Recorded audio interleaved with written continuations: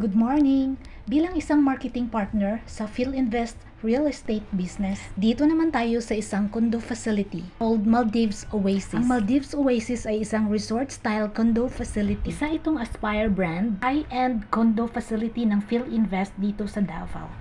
Ang mga materials na ginamit dito ay medyo classy. Mas angat dito compare sa ibang condo facility ng PhilInvest dito sa Davao City. Ito yung viewing room ng 2BR. Ang area nito ay 40 square meter. Meron itong laundry cubicle nasa rooftop.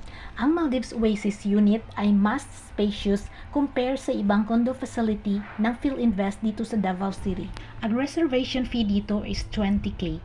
At ito ay near RFO na. RFO, ready for occupancy. So ito na yung isang room.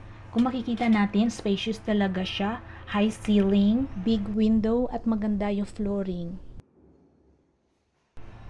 At yan naman yung isang room. Nasa middle section.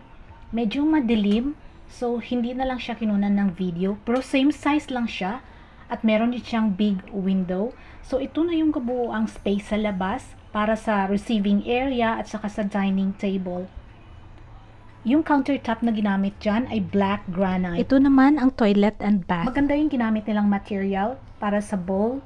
At saka yung kanilang shower, ang ginamit ay rain shower. For more details dito sa 2-bedroom, just contact me.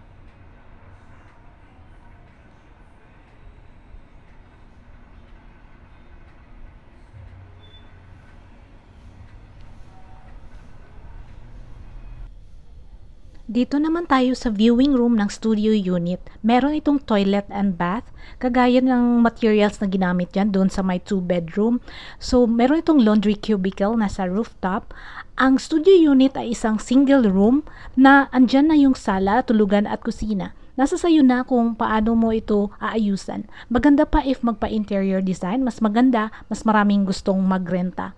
Ang RF dito is 20K. Yung ginamit na countertop is black granite. For more details, just contact me.